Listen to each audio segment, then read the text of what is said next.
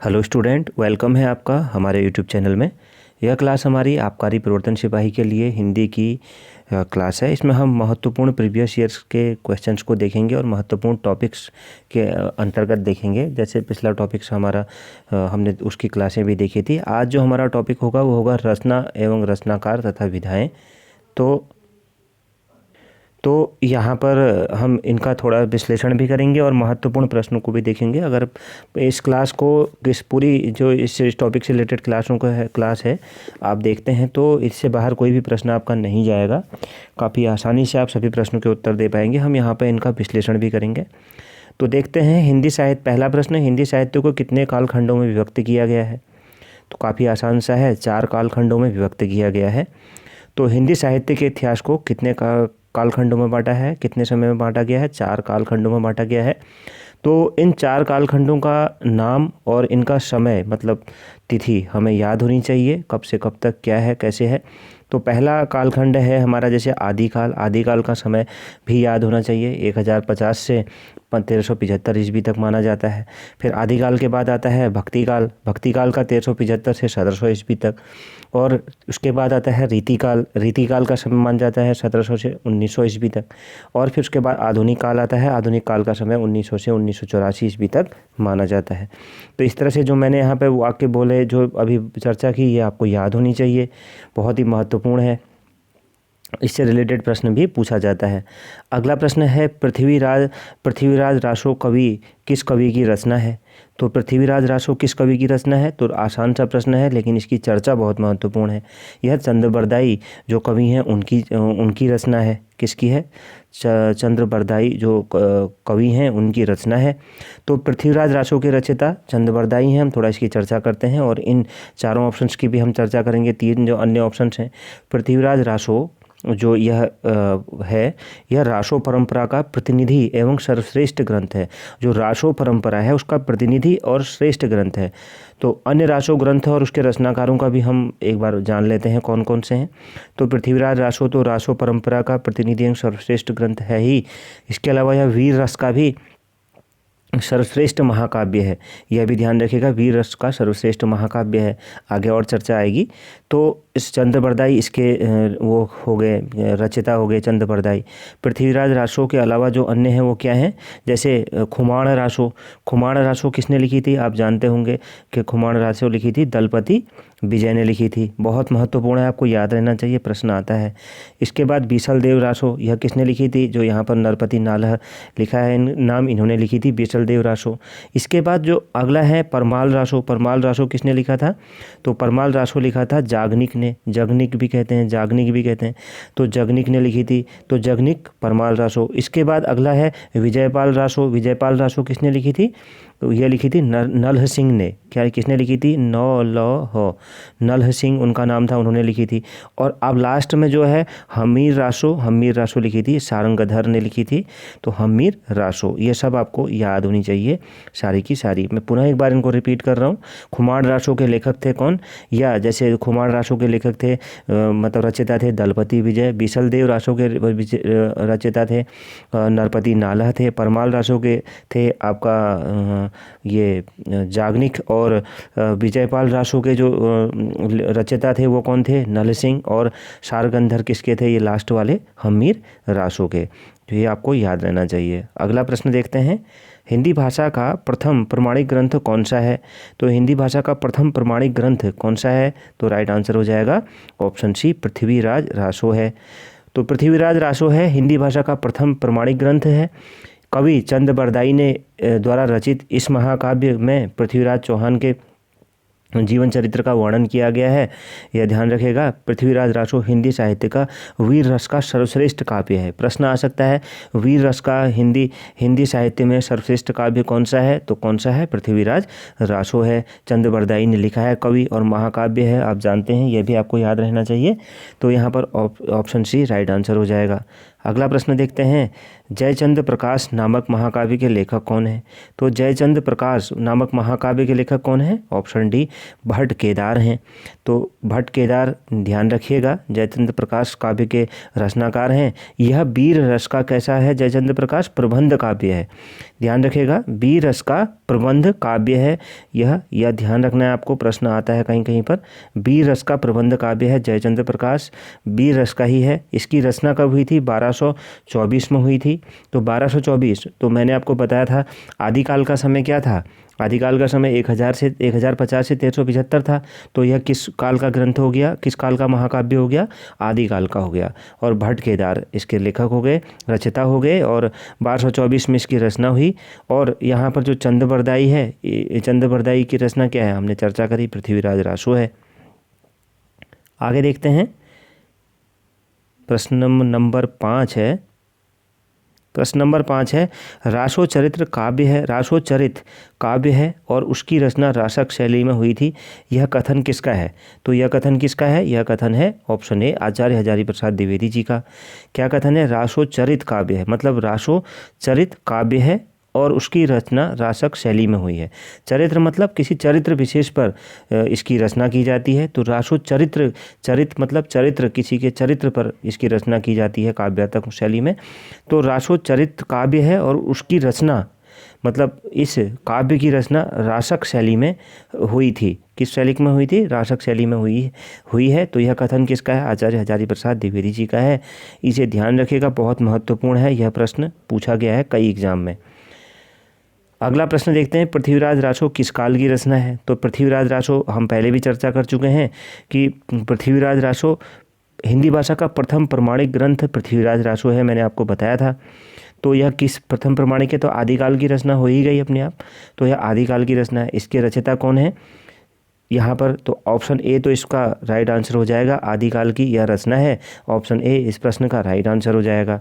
और इसके रचयिता कौन है? इसके रचयिता हैं चंद्रबरदाई। आदिकाल की अन्य रचनाएं क्या हैं? और जैसे हमने पहले चर्चा करी, आदिकाल की रासों से रिलेटेड जितनी भी थी वो क्या होंगी? सभी आदिकाल की अन्य रचनाएं हो जाएंगी। तो क्या क्या थी? जैसे खुमाणा रासो मैंने आपको बताया था, दलपति विजय, बिछल देव रासो मैंने आपको बताया था, नरपति नाला, परमाल रासो था वो जागनिक का था, और विजयपाल रासो था किसका? नल सिंह का, और हम्मीर रासो का था सारगंधर का। तो ये भी आपको ध्यान रखना है। आदिकाल के ये अन्य क्या थे? महाकाव्य थे आदिकाल के अन्य, जो आदिकाल की रचनाएं थी, आपको यह सब ही याद रखनी है। रीति भक्ति आधुनिक का हम अभी चर्चा करेंगे थोड़ी देर में। आगे देखते हैं, अमीर खुसरो का वास्तविक नाम क्या था? तो अमीर खुसरो का वास्तविक नाम अबुल हसन था। बहुत महत्वपूर्ण है। अमीर खुसरो का वास्तविक नाम क्या था? अबुल हसन था। ये निजामुद्दीन औलिया के शिष्य थे। ये ध्यान रखिएगा, हिस्ट्री का भी प्रश्न यहाँ पर आपका क्लियर हो जाता है। किसके शिष्य थे? निजामुद्दीन औलिया जी के शिष्य थे। ये खड़ी बोली के आदि कवि कहे जाते हैं। क्या कहे जाते हैं? खड़ी बोली के आदि कवि। कवि शब्द ध्यान रखिएगा पीछे से, खड़ी बोली के आदि कवि कहे जाते हैं। अमीर खुसरो या अबुल हसन जी द्वारा रचित ग्रंथों की संख्या कितनी बताई जाती है? 100 बताई जाती है। और आदि खड़ी बोली के आदि कवि मैंने आपको बता दिया, इनको माना जाता है। इनके द्वारा रचित ग्रंथों की संख्या 100 बताई जाती है, जिसमें से कुछ के मैं यहाँ पर नाम लूँगा जो एग्जाम में काफ़ी ज़्यादा पूछे जाते हैं। जैसे एक क्या है? खालिक, मैं आपको यहाँ पर बताना चाहूँगा। एक है खालिक बारी, ध्यान रखिएगा, खालिक बारी। और दूसरा है पहेलियाँ, खालिक बारी, पहेलियाँ, मुकरिया, दो सुखने, गज़ल। क्या क्या है? खालिक बारी। ये प्रश्न पूछे गए हैं इनकी रचनाओं से, किसकी रचना है करके। ये हैं खालिक बारी, पहेलियाँ, मुकरिया, दो सुखने और गज़ल, इस तरह से हैं। तो यह आपको ध्यान रखिएगा। अगला है अमीर खुसरो का समय है। तो अमीर खुसरो का समय क्या है? अमीर खुसरो का समय है 13वीं शताब्दी। तो 13वीं शताब्दी इनका समय है। तो ऑप्शन सी इस प्रश्न का सही उत्तर हो जाएगा। तो अमीर खुसरो का जन्म कब हुआ था? थोड़ा सा चर्चा कर लेते हैं। 1253 ईस्वी में इनका जन्म उत्तर प्रदेश के एटा जिले के पटियाली ग्राम में हुआ था। बहुत महत्वपूर्ण है, बिल्कुल इसे याद रखिएगा। अमीर खुसरो का जन्म 1253 ईस्वी में उत्तर प्रदेश के एटा जिले के पटियाली ग्राम में हुआ था। इनका वास्तविक नाम मैंने आपको पहले ऊपर बताया, अबुल हसन था। अमीर खुसरो को तोताए हिंद भी कहा जाता है, या हिंद का तोता भी कहा जाता है। आगे बढ़ते हैं, प्रश्न नंबर 9 देखते हैं। खड़ी बोली के सर्वप्रथम कवि माने जाते हैं। तो खड़ी बोली के सर्वप्रथम कवि कौन माने जाते हैं? तो ऑप्शन बी राइट आंसर हो जाएगा, अमीर खुसरो माने जाते हैं। ऑप्शन बी इस प्रश्न का राइट आंसर हो जाएगा, अमीर खुसरो। खड़ी बोली हिंदी व उर्दू, इसके हिंदी उर्दू मतलब दोनों में ही ये के सर्वप्रथम कवि माने जाते हैं। मैं यहाँ पे इसलिए बता दे रहा हूँ, उर्दू भी मिक्स है इसमें थोड़ा बहुत। तो अमीर खुसरो खड़ी बोली ब्रैकेट में आप ऐसे समझ सकते हैं हिंदी व एवं उर्दू के सर्वप्रथम कवि माने जाते हैं। तो ऑप्शन बी इस प्रश्न का राइट आंसर हो जाएगा। अगला प्रश्न देखते हैं, प्रश्न नंबर 10 है। प्रश्न नंबर 10 देखते हैं। प्रश्न नंबर 10 है हमारा यहाँ पर Maithili dash dash dash Maithili के सुप्रसिद्ध कवि हैं। तो कौन है? ऑप्शन ए राइट आंसर हो जाएगा, विद्यापति जी मैथिली के सुप्रसिद्ध कवि हैं। विद्यापति ने, तो यहाँ पर ये बहुत महत्वपूर्ण है और इसकी जो मैं चर्चा करने जा रहा हूँ वो और ज़्यादा महत्वपूर्ण है। तो इसकी जो चर्चा है विद्यापति जी की, वह मैंने बोला आपको कि और ज़्यादा महत्वपूर्ण है। तो वह चर्चा क्या है? विद्यापति जी मैथिली के प्रसिद्ध कवि हैं। विद्यापति ने किसकी रचना करी है? पदावली की रचना करी है। विद्यापति जी ने पदावली की रचना करी है। किसकी? पदावली की रचना की है, मैथिली भाषा में करी है। किस में करी है? मैथिली भाषा में, जिसके कारण इन्हें मैथिल कोकिल भी कहा जाता है। क्या कहा जाता है? मैथिल कोकिल। प्रश्न आता है निम्न में से किसे मैथिल कोकिल कहा जाता है? तो विद्यापति जी को कहा जाता है, क्योंकि इन्हें पदावली की रचना करी मैथिली भाषा में, तो इन्हें मैथिल कोकिल कहा जाता है। इसके अलावा इन्होंने कीर्ति लता एवं कीर्ति पताका, क्या? कीर्ति लता एवं कीर्ति पताका की भी रचना करी। किस भाषा में? अवहट्ट भाषा में की है। यहाँ ध्यान रखिएगा, कीर्ति लता और कीर्ति पताका की भी इन्होंने रचना करी है अवहट्ट भाषा में। इनका मैथिली अवहट्ट और संस्कृत में मतलब रचनाओं में इनका समान अधिकार था। मतलब ये तीनों के ही बहुत बड़े विद्वान थे। अगला प्रश्न देखते हैं, विद्यापति की पदावली किस भाषा में लिखी गई है?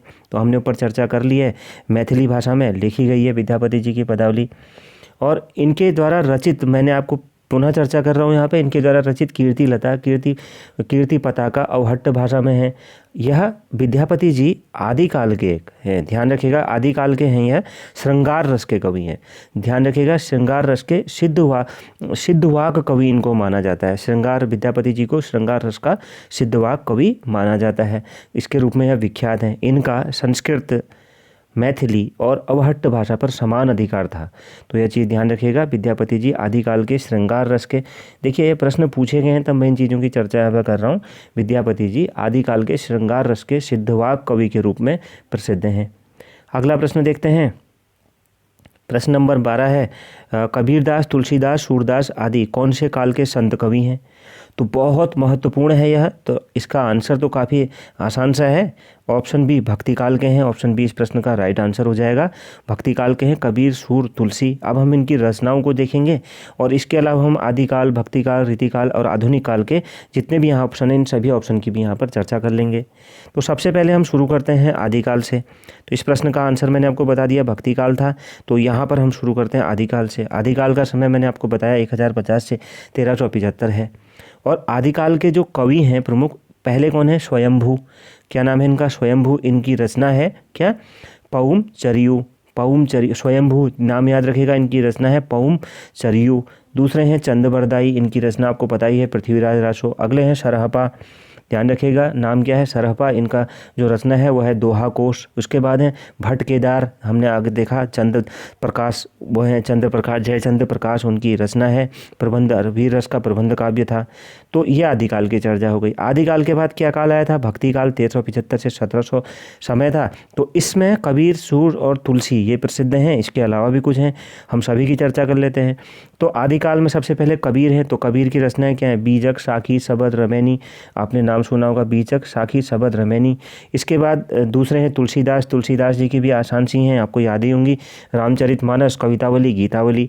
इसके बाद सूरदास जी की रचनाएं हैं। सूरदास जी की रचनाएं क्या हैं? सूर सागर, साहित्य लहरी, सूर सरावली। तो ये इनकी हैं। अब ये नाम तो 3 हो ही गए भक्ति काल के, 2 नाम और आपको याद रखने हैं, बहुत ज़्यादा महत्वपूर्ण हैं। एक नाम है भक्ति काल के मुल्ला दाऊद। तो उनकी मुल्ला दाऊद उनका नाम है और उनकी रचना का नाम क्या है? चंदायन नाम है, रचना का चंदायन नाम है। और ध्यान रखिएगा, कबीर, तुलसी, सूर, मुल्ला दाऊद और कुतबन, ये नाम आपको याद रखने हैं। कबीर, तुलसी, सूर, मुल्ला दाऊद और कुतबन। तो इन तीनों की रचनाएं हो गई। तो मुल्ला दाऊद की रचना का नाम क्या है? चंदायन।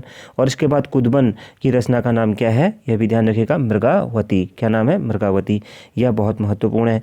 आगे देखते हैं, अब रीतिकाल को देखते हैं। रीतिकाल को जो हम देखेंगे, रीतिकाल का समय 1700 से 1900।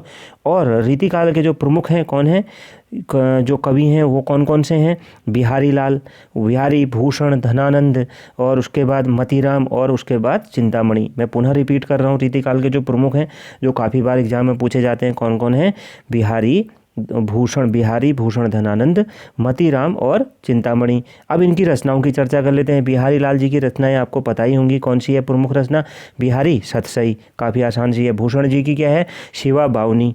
उसके बाद धनानंद जी की रचना क्या है, वियोग वेली और इश्कलता। क्या है, वियोग बेली, वेली नहीं है, बेली है, ध्यान रखिएगा। धनानंद जी की रचना क्या है, वियोग बेली और इश्कलता। और मतीराम जी की क्या है, रसराज ललित ललाम। क्या है मतीराम जी की रचना, रसराज और ललित ललाम। और चिंतामणि जी की रचना है रसविलास और श्रृंगार मंजरी। तो इस तरह से इन्हें आप ध्यान रखिएगा, बहुत महत्वपूर्ण है यह सभी रचनाएं, बहुत ही ज़्यादा महत्वपूर्ण है। अगर आप इनको क्लियर कर लेते हैं कोई प्रश्न इससे बाहर नहीं जाएगा। अब देखते हैं अंत में आधुनिक काल के कवि प्रमुख और उनकी रचना। आधुनिक काल के तो जो हैं, मतलब जिन्हें भी आप मान सकते हैं, एक भारतेंदु हरिश्चंद्र हैं, दूसरे जयशंकर प्रसाद जी हैं। तो आधुनिक काल के भारतेंदु हरिश्चंद्र और जयशंकर प्रसाद जी का नाम तो बिल्कुल याद होना चाहिए, प्रमुख यही हैं। भारतेंदु हरिश्चंद्र जी की रचनाएं, प्रमुख रचनाएं क्या हैं, प्रेम मालिक, प्रेम सरोवर, फूलों का गुच्छा। क्या नाम है, प्रेम मालिक, भारतेंदु हरिश्चंद्र जी की प्रेम मालिक, प्रेम सरोवर और फूलों का गुच्छा। अब देखते हैं जयशंकर प्रसाद जी को। जयशंकर प्रसाद जी की जो रचना है वो कौन सी है, कामयानी, आंसू और लहर। क्या है, कामयानी, आंसू, लहर। तो यह तीनों भी आपको याद होनी चाहिए। मैं पुनः रिपीट कर रहा हूँ, आधुनिक काल के ज़्यादा प्रश्न पूछे जाते हैं। तो आधुनिक काल के जो कवि हैं, आधुनिक काल के जो हैं हमारे जो लेखक हैं वो कौन है, भारतेंदु आधुनिक काल का समय 1900 से 1984 है। इसमें कौन है, भारतेंदु हरिश्चंद्र और जयशंकर प्रसाद जी। और भारतेंदु हरिश्चंद्र जी की रचना को क्या है, प्रेम मालिक, प्रेम सरोवर, फूलों का गुच्छा। और जयशंकर प्रसाद जी की रचना कामयानी, आंसू और लहर। तो इस क्लास को यहीं पर समाप्त करते हैं। इससे आगे के प्रश्नों को नेक्स्ट क्लास में देखेंगे, क्योंकि क्लास बहुत बड़ी हो जाएगी। और तो मिलते हैं नेक्स्ट क्लास में। Thank you very much.